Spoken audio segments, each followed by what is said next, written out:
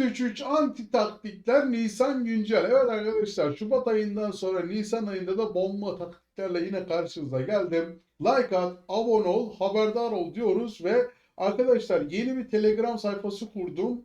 Açıklama kısmında var. Gelip de tüm sorularınızı, maçlarınızı hepsini bakın. Sistem şöyle.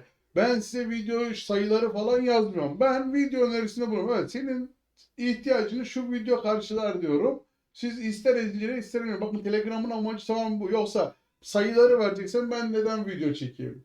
Doğru değil mi? Evet. Bu mantıklı olanları Telegram sayfamıza beklerim. Şu an 50'ye yakın bir kardeşimiz oldu. Bakın ben 2 gün önce atmıştım. Belki görmemişsinizdir. 4-4-2 ihtiyacınız yok diye. Evet. Oradan açıklamalardan gelebilirsiniz. Şimdi hemen hızlı bir şekilde 4-3-3 antilere hemen gidiyorum. Paraguay Ligi'nde maalesef taktiği yapmadığım çünkü dakika kurmadığım için saati kaçırmışım. Hatta şöyle gösterebilirim. Saçma sapan bir kadroyla.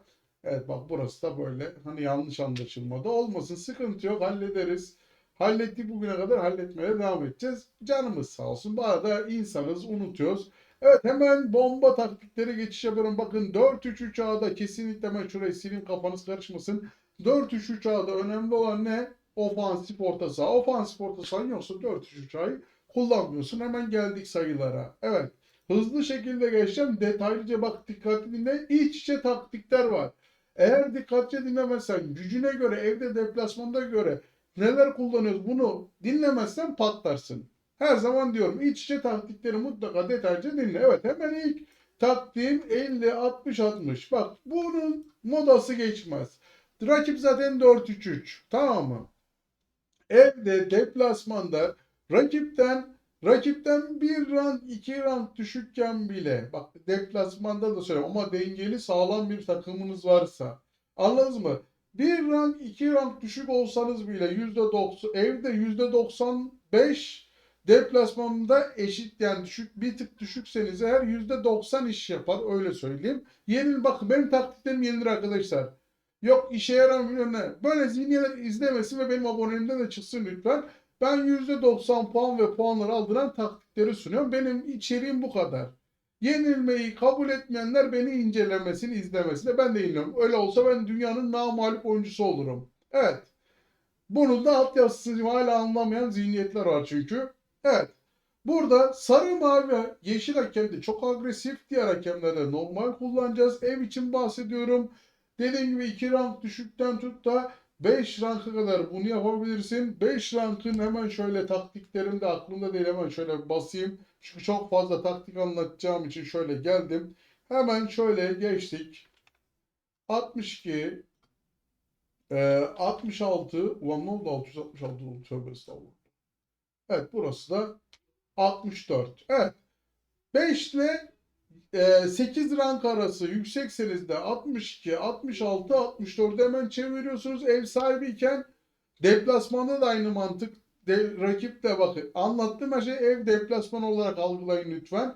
Tamam mı? Deplasmanda ve evde 5 ile 7 rank, hatta deplasmanda 8 ranka kadar eşit yani yükseksek bu şekilde kullanın. Orta saha mutlaka defansta yardım etmeli.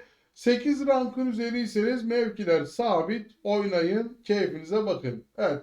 Dediğim gibi bakın, düşükken, eşitken ve güçleniyorken bakın sayılar arttı. Hemen ikinci taktiğime geliyorum burada. 4-3-3-B.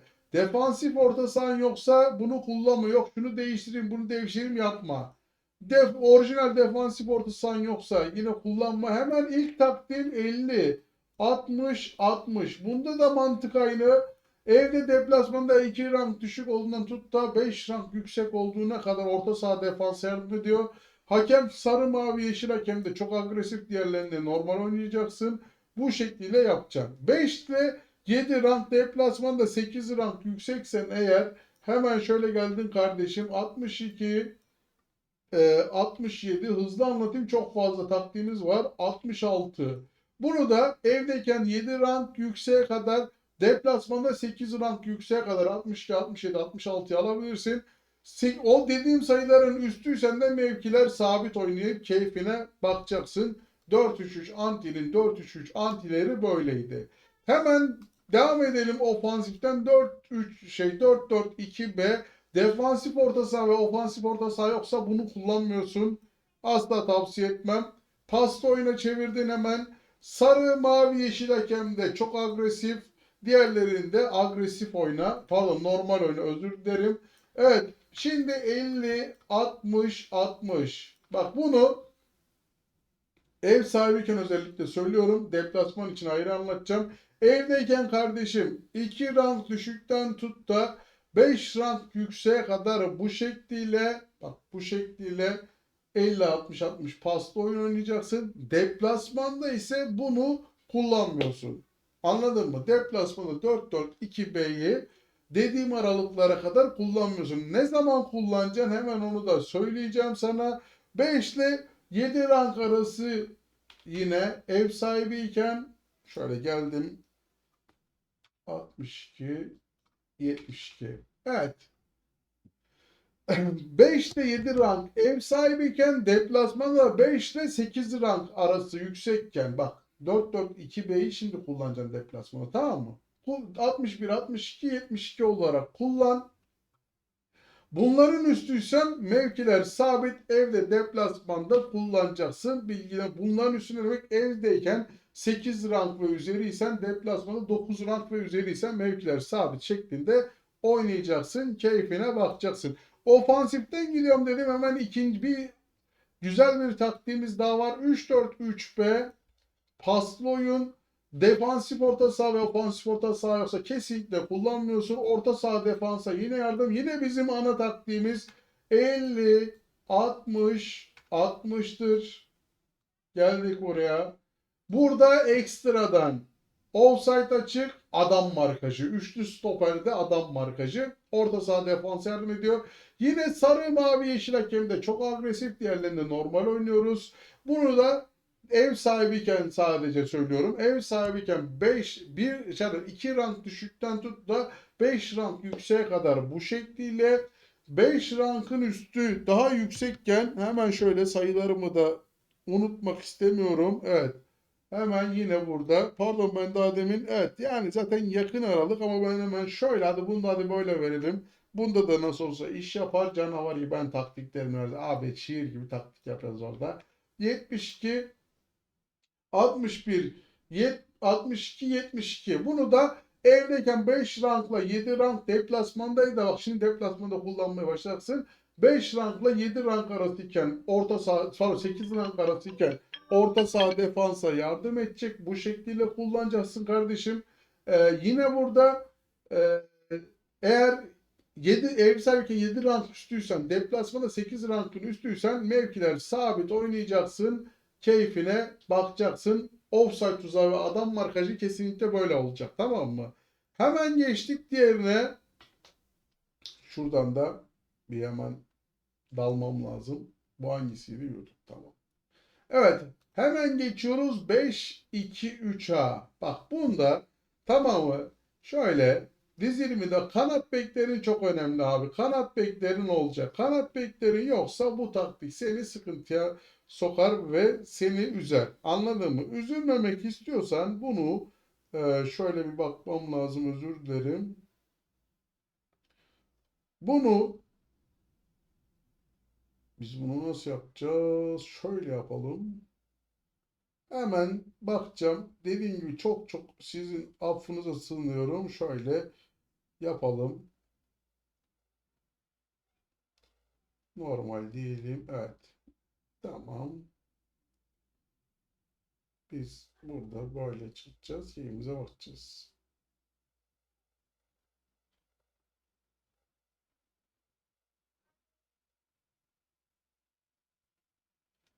Bayağı da adam da bu arada bayağı da farkı da benden aşmış ha. Vallahi şaka maka da nasıl o kadar yükseldi bilmiyorum ama hemen özür dilerim kardeşlerim, hemen vallahi bir dakikanızı fazladan yedim. Hakkınızı helal edin. Şuna bakmam çünkü lazım. Şöyle bastım artık.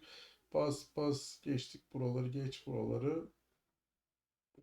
Bakalım neyi var ki? Oo, bir tık içimizden geçecek gibi ama bakacağız. Bence bunu biz şöyle yapalım. Nerede o? Bunu destekleyelim abi. Desteklemezsek olmaz. Şöyle şöyle yapacağız. Yapacak bir şey yok. Gelirse de gelir, gelmezse de canım sağ olsun be. Vallahi canım sağ olsun. Kafaya da takacak bir şey değil. OSM'den bahsedeyim arkadaşlar. Şey var. Ne onun adı? Baya ben düşük kalmışım. Yanlış transferlerde de sağlam rakip gelmiş. Öyle söyleyeyim. Evet.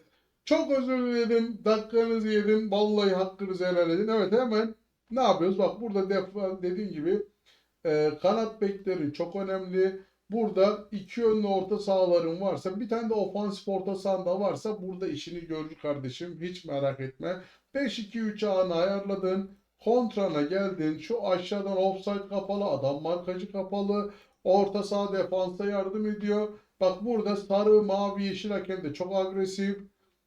Kırmızıyla turuncu da agresif, kıpkırmızı da normal kullanmanı tavsiye ederim. Ama ben hiç riske almıyorum diyorsan kırmızı kategorisindeki tüm hakemlere normal şeklini kullan. Hemen sayılarıma geldim dediğim gibi. Şöyle bir 37, 38. Bunlar bu arada, bu baktıklarım ne biliyor musunuz? Benim eee, hangi taktiklerim? Tabii ki Nisan güncel taktiklerim. Hani ona bakıyorum harbiden. Sayıları unutmayayım diye. Yanlış bilgi vermeyeyim diye. Daha demin mesela 4-4-2 B ile 3-4-3B'nin sayıları neredeyse birbirine yakındı. Ondan sıkıntı duymadığım için değiştirmedim ama mesela bunda yanlışlık varsa üzebilir. Bunda nokta atışta gideceğiz. Hakemi anlattım sizlere kardeşler. Evet, ne yapacağız burada? Hemen geldik. Ee, bak şimdi, rakipten rakip sağlam dişli bir rakipse, 2 rank yüksek olduğumuzdan tut da 10 rank düşe kadar ev sahibiyken, deplasmandaysa eşitten tut, yine pardon bizim güçlü olduğumuz 2-3 rank yüksekten tut da sağlam oynayacağım diyorsan 10 rank kadar düşük olduğunuzda yapabilirsiniz. Burada önemli olan ne biliyor musun? Senin fake vermen. 4-3-3 yap, fake ver, son dakika yapıştır. Bak bu seni çok fazla ön plan. Bak bana çok fazla fake yapanlar var, çok hoşuma gidiyor. Neden diyorum ki, benim abonelerimde özellikle yapanlar var. Demek ki bir şeyler öğretebilmişiz ki karşılığı mağlubiyette olsa benim için bir tebessüm oluyor, emin olun. Ben seviyorum abi. Mesela ben dün Paraguay'da taktik yapmamışım ve beni Telegram'dan bir kardeşimmiş. Sevindim abi ona yenilmemi. Çünkü cidden unuttum. Canlı yayınlar, işte iş hayatı, ev hayatı derken hepsi olmuyor. Kaçıyor yani. Bir yerde hayatı kaçırıyoruz maalesef. Bak şu an size video çekiyorum. Mesela çocuklarla zaman geçirmeyi kaçırıyorum mesela. Ya da çocuklarımla zaman geçirirken ise bir yerden ödün vermem gerekiyor ki karşınızda burada olmam için. Evet. Dediğim gibi evde deplasmanda anlattık zaten bunu. Şimdi yılların baba taktiği. Benim takipçilerimin vazgeçmediği bir canavar var. 5-4-1-B. Bunda defansif orta saha ve ofansif orta saha çok önemli ve şu ana kadar anlattığım tüm takımlar, taktikler için dengeli takımın olmazsa zaten ne yaparsam yapayım cacık. Söyleyeyim ben sana. Kaleyi görünce vur yapacağız tabii ki. Burası önemli. Sarı, mavi, yeşil hakem de çok agresif, diğerlerinde normal oynayacaksın. Bak bu sefer kırmızılara da normal dedim, dikkat et. Tamam mı? 66, 19 ve 59 yılların eskitemediği en baba taktiklerinden bir tanesi. Aktif, güncel olduğu için sizlere detaylıca sunuyorum arkadaşlar. Bunu evde deplasmanda, dediğim gibi 2 rank düşükten tut da 10 rank düşe kadar.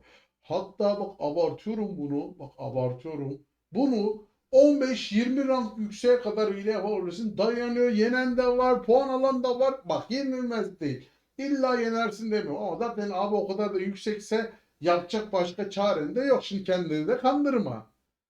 En azından bir tane çare gibi düşün. Öyle. Evet, yani bunu da dediğim gibi aralıklarda kullanırsanız keyfini sürersiniz. Bakın sizlerin çok güzel taktikler sundum. Burada detaylıca, dikkatli dinleyin. Dediğim gibi daha demin telefonda taktik ayarlarken zamanınızı da aldım. Çok çok özür dilerim. Bilinçli değildi. Zaten sesini de duymuşsunuzdur. Maç saatim var. İşte bunu bana bay bay yazmışlar. Evet, beni elemiş olabilir. Çünkü dediğim gibi aramızda çok farklı şey vardı. Dur bakayım, kamp attı büyük ihtimalle o da. Hemen şöyle bir bakalım. 1-1 bitmiş. Kamp atmayıp yenildiyse helal olsun diyeceğim ama evet, kamp atmış zaten. Bay bay diye de yazmış. Biz delikanlıyız, sana deplasmanda kamp atmadık ama helal olsun turnuvada yenildik, bay bay yazmış. Canımız sağ olsun. Şöyle çıkalım turnuvadan da ayrılalım. Evet, bay bay yazmış, bay bay olabilir. Biz yenilmez armada olduğumuzu söylemiyoruz kardeş. Buradan da beni eleyen kardeşime selam söylüyorum. İnşallah finale kadar gidersin. İspanyoldu yanlış parça maç yazmış ama bakmadım uyruğuna. Türkçe'de kalp yollarım yendiği için de tebrik ederim. Güzel takım kurdu. Güzel ilerledi. Coinsleri fazla harcadı. Yendi. Hakkıdır. Yendi. Bak. Hakkı Hakka vereceğim. Bitti. Ben kamp attım. Gizli attı. O da atmış. Ben atmasam da belki atacaktı. Çünkü kendini sağlamazdı. Çünkü ben kritik bir noktayım. Kritik bir adam. Evet. Dikkat et kendine. Benden bu kadar. Gerisi de. Katılmak istiyorsanız açıklamada Telegram sayfamın linki var. Tıklayın gelin. Dediğim gibi bak mantık şu. Maçınızı yazıyorsunuz. Ben de size bununla faydalanabileceğiniz taktiği sunuyorum. Bak bu videoyu izleyebilirsin diye. Kendine dikkat et. Allah'a emanetsin.